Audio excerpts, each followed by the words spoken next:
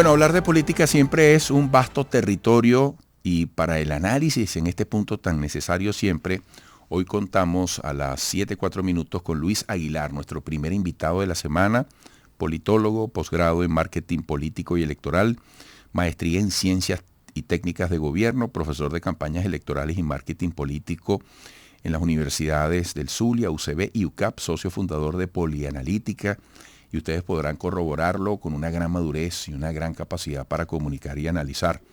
Luis, uno siempre tiene interesantes expectativas contigo. Buenos días. Buenos días, Eduardo. Gracias por la invitación y buenos días a toda tu audiencia. Bueno, Luis, ¿qué te ha parecido este acuerdo de protección social? Fíjate qué interesante, ¿no? Para asuntos inherentes a las necesidades de los venezolanos, sueltan un dinero con la supervisión de la ONU. ¿Cómo se comerá eso, no? Eduardo, 8 de cada 10 venezolanos apoyan las negociaciones entre el gobierno y la oposición venezolana en México para solucionar los problemas públicos. ¿Ok? Es importante y una gran noticia para el país que el gobierno y la oposición estén construyendo acuerdos concretos de cara a las grandes soluciones coyunturales que requiere Venezuela. Es importante destacar que este acuerdo trae consigo la solución del problema eléctrico que afecta al occidente del país. Por cierto, ayer aquí en Caracas, en Chacao, un bajón eléctrico que afecta al oriente del país y también grandes inversiones al sector de la salud. El gobierno y la oposición deben comprender de una vez por todas que primero están las necesidades del país, solucionar dichas problemáticas públicas y de segundo, el debate político. Ahora, no se puede vincular lo segundo a lo primero que acabas de citar. Sí lo podemos vincular entendiendo que la política fue percibida por los griegos como el arte de la negociación para solucionar los problemas públicos. Si concibes la política como se ha venido desarrollando en el país en los últimos 20 años, no es una política con P mayúscula que va a generar grandes soluciones a las problemáticas públicas que afectan a los venezolanos. Hoy, el gobierno y la oposición deben pausar el pleito político para trabajar en función del bienestar de los venezolanos, que es lo que demanda la sociedad en general, para que ésta otra vez vuelva a tenerle confianza a los actores políticos. Esto que acaba de ocurrir en México, que es resultado de mucho trabajo previo, ¿de qué manera puede incidir en términos trascendentes en la calidad de la política que hoy tenemos en Venezuela y estando tan cerca de un proceso electoral? ¿Qué tipo de cambio? Eduardo, ambos actores políticos, tanto el gobierno como la oposición, en el caso del gobierno, si se logran materializar grandes resultados que conlleven a soluciones de problemas públicos, el gobierno va a desarrollar una narrativa que le permita capitalizar dichas soluciones. Y los sectores de la oposición también harán lo mismo. Fíjate, yo por ejemplo, el fin de semana rodé por varios lugares de Caracas. Yo lo decía esta mañana. En Chacao, en Baruta, incluso en Los Próceres, en Libertador, muchas luces y uno se alegra, uno lo celebra, uno se asombra y dice, oye, qué bonito. En primer lugar uno dice, oye, qué bueno que haya energía eléctrica para esto. Pero al mismo tiempo sabe que hay una serie de necesidades en el país. Y todos los venezolanos debemos entender que las soluciones no son de un día para otro. Correcto. Ni se va a resolver todo de un día para otro. Y que tenemos que celebrar y reconocer quien haga algo bien hoy, sea del gobierno o sea de la oposición. Llegamos a eso. Es decir, esto no es un Caracas Magallanes. Esto no es azul y rojo, gobierno y oposición. Esto es que el país está en una grandísima necesidad y quien haga las cosas bien, bueno, vamos a reconocérselo. Ese tan tocado tema de la reconexión de los políticos con la gente, ¿tú tienes fe de que se puede dar, de que, digamos, la fiesta electoral le puede dar calor y le puede abrir caminos a esa reconexión? El chavismo, gran parte de las bases del chavismo o del elector chavista se siente desconectado del gobierno nacional y de su narrativa porque sienten que el mensaje en las transmisiones del presidente de la República, Nicolás Maduro, no se ve materializado en la calle. ¿Ok? Esto ha generado una hemorragia electoral, desde el buen sentido de la palabra, del voto chavista en los últimos 10 años. En cada proceso electoral, menos chavistas o electores autodefinidos chavistas dejan de votar por la tarjeta del PSUV o votan por un candidato opositor. Pasa lo mismo con las bases y quienes se autodefinen opositores. Se abstienen a participar en procesos electorales porque sienten que los líderes de la oposición están más concentrados en el mundillo político y no en trabajar en función de solucionar sus problemáticas diarias. Esto ha generado que la sociedad venezolana, desde el punto de vista general, se desconecte de su liderazgo político y comience a trabajar en función de solucionar sus problemas diarios, que es lo que hemos visto en los últimos, desde el año 2016. Una sociedad que se ha desconectado de la política para trabajar en función de solucionar su diario vivir, desde el punto de vista económico. ¿Qué me capacita a mí para ser un político? Un político eficiente en el nivel donde esté y a ese nivel donde yo quiera llegar y por el cual debo trabajar de manera visible ante la gente. ¿Qué me capacita a mí? Porque yo creo que la gente se va a aburrir y difícilmente va a comprar un discurso donde yo me venda como el Mesías, desde la unipersonalidad, con la voluntad de resolver y la certeza de resolver aquello que ya todos sabemos que está mal, pero no te digo cómo, no te digo con quiénes. No logro convencerte de que voy a cumplirte la palabra. O sea, ¿qué características esenciales debe tener un político hoy para uno creerlo como tal? Una de las principales características, Eduardo, que conectan a los líderes políticos con la sociedad es la credibilidad. ¿Ok? La credibilidad, la cercanía con los ciudadanos. Número 2. Número 3, que el ciudadano sienta que le estás vendiendo soluciones y planteamientos creíbles y materializables en el tiempo. Número 4, hay una tendencia mundial, ¿ok? Que se ha fortalecido más en Venezuela sobre el rechazo a las posturas radicales de la política.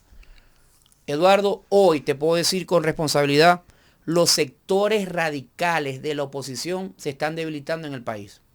Los venezolanos están escuchando más a aquellos actores políticos que hablan de soluciones que a líderes políticos que siguen enfrascados en el mundillo político y en la confrontación. Fíjate, tú has hablado de algo importante, la credibilidad. La credibilidad solo se logra cuando tú cumples la palabra. Correcto.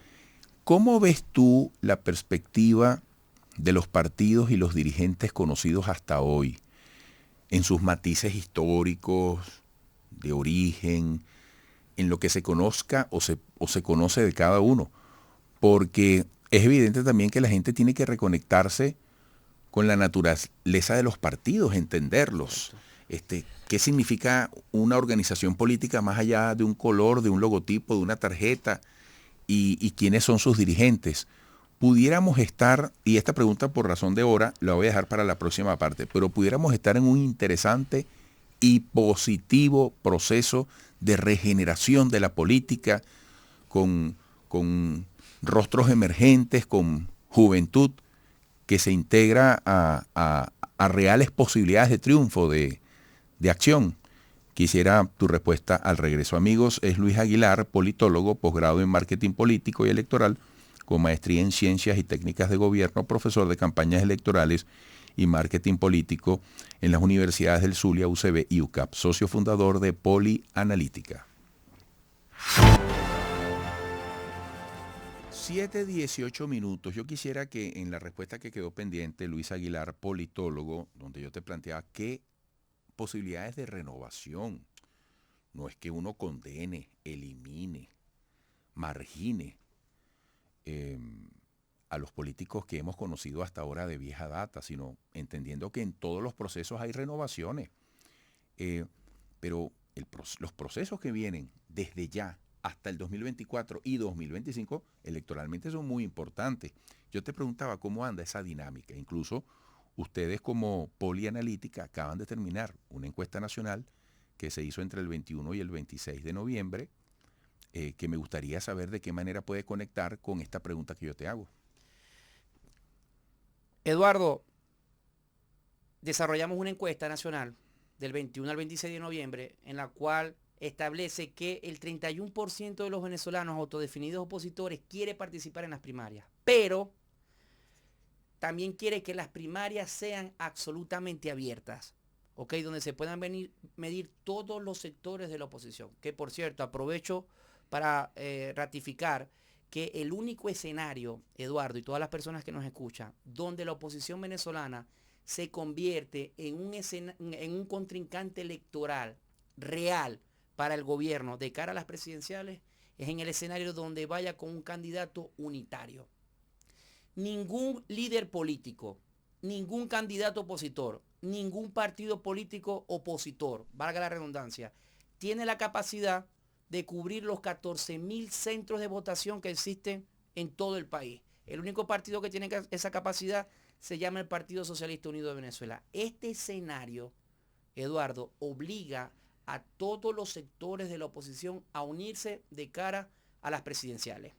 El presidente Maduro, si quiere llegar fortalecido a esas presidenciales, está obligado prácticamente a estabilizar la economía del país, debilitar la inflación, fortalecer los salarios, garantizar la mejoría de la prestación de los servicios públicos, seguir reenamorando al chavismo descontento que en procesos electorales se abstiene a votar por el PSUV o vota por candidatos de la oposición, y obviamente la estrategia clásica del chavismo, seguir dividiendo a su adversario político opositor. Nosotros creemos que, Eduardo, la mesa está servida de cara a los futuros procesos electorales. La oposición debe unirse y el gobierno nacional debe necesariamente de gobernar con eficiencia. En este estudio, en cuanto a intención de voto, en las primarias opositoras, las preferencias las domina Enrique Capriles con 13% de intención de voto, el gobernador del estado Zulia, Manuel Rosales, con 12%, María Corina con 11%, Henry Falcón con 8%, Juan Guaidó con 7%, Benjamín Rauseo, el conde del Guácharo, como un candidato independiente, con 5%, empatado con Leopoldo López, 5%, 4% de intención de voto en las primarias, el alcalde de Chacao, Gustavo Duque, 3% el candidato ADECO, Carlos Prosperi, 3% Juan Pablo Guanipa, 1% Antonio Carri y 1% distribuido en otros candidatos presidenciales. El 31% de los autodefinidos opositores afirma que se va a participar en las primarias, repito, y quieren que sean abiertas. 8 de cada 10 venezolanos dice que el verdadero presidente de Venezuela se llama Nicolás Maduro. El presidente Nicolás Maduro hoy tiene 24% de aprobación de gestión. 8 de cada 10 venezolanos aprueba las negociaciones del gobierno y de la oposición en México, y hasta hoy 51% de los venezolanos dice que sí va a participar en las elecciones presidenciales del 2024. Ahora, o si fíjate, desarrollan antes. Yo quiero además, por un tema desde el punto de vista legal y de aclaratoria, puntualizar lo siguiente. El presidente de la República Bolivariana de Venezuela es Nicolás Maduro. Absolutamente. O sea, esa discusión creo que no existe hoy en día, más allá del debate político, desde el punto de vista legal, constitucional. Pero en este momento, ¿qué puede estar pasando con la figura de Maduro en su aspiración a ser reelecto? Porque todo indica que él va a ser el candidato, a menos que después haya alguna otra señal dentro del chavismo. Pero Eduardo, él se ha fortalecido, más allá de su estrategia de desunir a la oposición. ¿Qué puede estar pasando con la mirada de su gestión? ¿Se ha recuperado en alguna medida? Eduardo, el presidente Nicolás Maduro, desde el año 2018, que tenía 18% de aprobación, sube a 25%. Son 8 puntos importantes, ¿ok?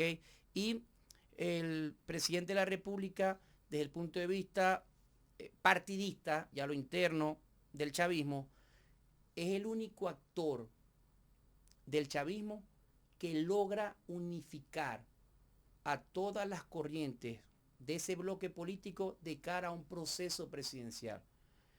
Esto nos dice, lógicamente, que el candidato presidencial del Partido Socialista Unido de Venezuela de cara al futuro proceso presidencial, sin duda alguna, va a ser el presidente Maduro. Es decir, si las elecciones fueran hoy de acuerdo con las cifras que tú ofreciste, Maduro con ese 25% le ganaría a quien está hoy mejor posicionado en la oposición, que tiene 13%. Solo en el escenario donde la oposición no vaya con un candidato unitario. Claro, Eduardo. claro. Y si la oposición fuese con un candidato unitario, si la oposición fuese con un candidato le ganaría a Maduro hoy unitario, las probabilidades de que le gane la elección presidencial al presidente Nicolás Maduro son altas. ¿Y tú ves esas posibilidades de que se llegue, aún pasando por un proceso de primarias, de que la oposición llegue con un candidato unitario? Sí las veo, Eduardo. En el escenario que la oposición logre a través de un proceso primario amplio escoger a un candidato presidencial unitario, te reitero, pero las probabilidades de que gane son altas. Pero tú no crees que más allá de lo que arrojen unas primarias, va a haber otros personajes, otras personas de la oposición que van a decir, yo me lanzo igual? Absolutamente. Y entonces, ¿por qué tú crees que va a haber una unidad o que es posible? Porque el principal factor que mueve a la base electoral de la oposición venezolana es la unidad. Como sucedió en las elecciones parlamentarias del año 2015 y como sucedió en las elecciones de Barinas del 9 de enero del año 2022.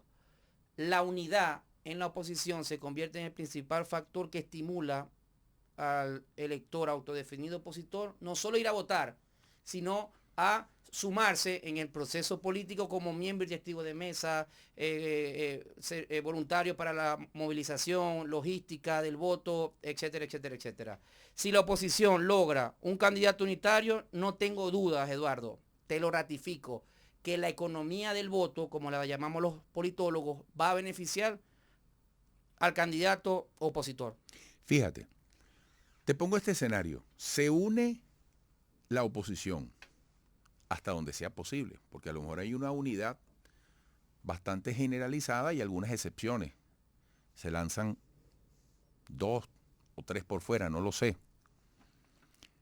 Se dan las condiciones, votan desde el exterior, se logra una, entre comillas, maquinaria para el control del voto. ¿Es suficiente la economía del voto? ¿Es suficiente decir, esto es lo que hay, voten por mí porque soy mejor que la otra alternativa, la de Maduro? ¿Qué más haría falta, si es que haría falta, para que la gente vote, oye, como debe votar un ciudadano, no solamente en contra, no solamente por lo que queda, no solamente por lo menos malo, sino, oye, porque estoy confiando, porque estoy convencido, porque estoy enamorado de esta alternativa, porque entiendo el mensaje, estoy entendiendo la propuesta de reconstrucción, de solución? Porque probablemente mucha gente hoy dice, mira, no me gusta el chavismo, pero wow, para lo que estoy viendo en la oposición, como que es mejor que se queden los que están. Mucha gente puede estar pensando así. Correcto. Eduardo, el principal menú de la oposición venezolana para una campaña presidencial ideal es el factor unidad, una propuesta de gobierno que sea materializable en el tiempo. ¿La tiene? Y que conecte con las bases electorales de la oposición. Hoy no la tiene.